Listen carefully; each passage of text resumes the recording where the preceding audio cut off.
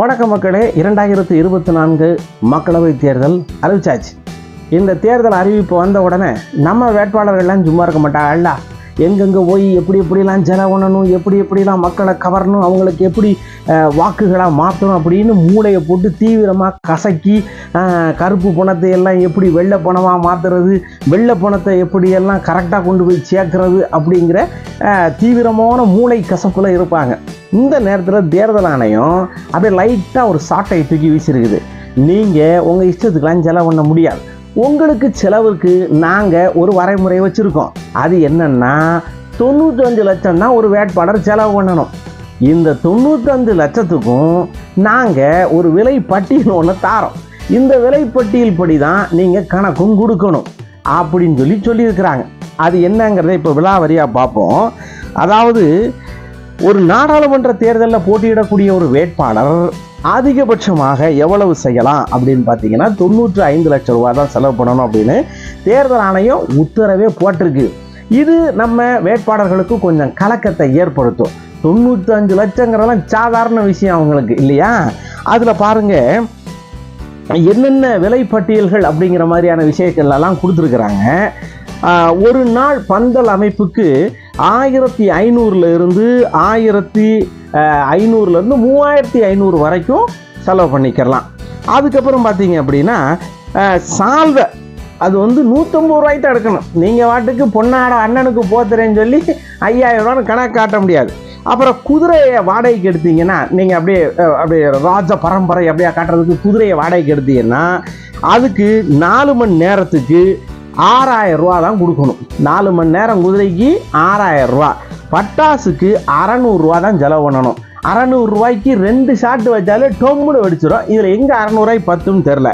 அப்புறம் இந்த கரகாட்டம், மயிலாட்டம், ஒயிலாட்டம் இதுக்கு ஏற்பாடு பண்ணால் 3 மணி நேரத்துக்கு 10,000 ரூபா அப்படின்னு கணக்கில் சேர்த்துக்கலாமா? ஏங்க தேர்தல் ஆணையமே, கரகாட்டம், ஒயிலாட்டம், மயிலாட்டம்னு இந்த கலைஞர்களுக்கு 3 மணி நேரம் ஆண்டுக்கு வெறும் 10,000 ரூபா தானே?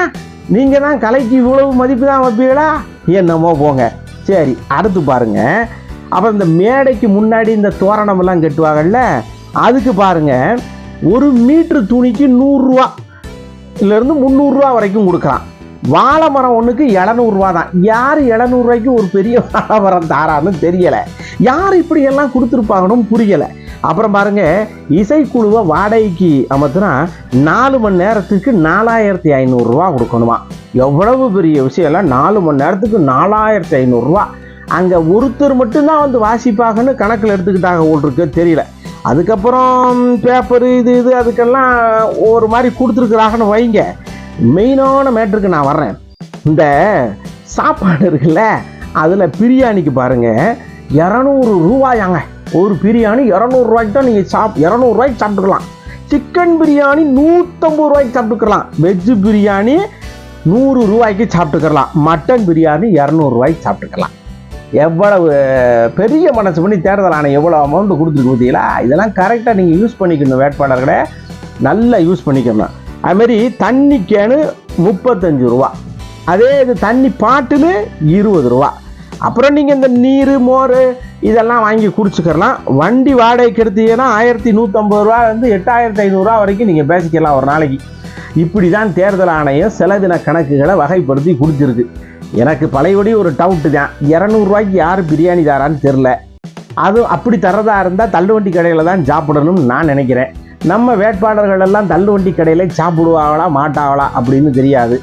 கூட போகிறவங்க கண்டிப்பாக சாப்பிட்றதுக்கு வாய்ப்பு இல்லை.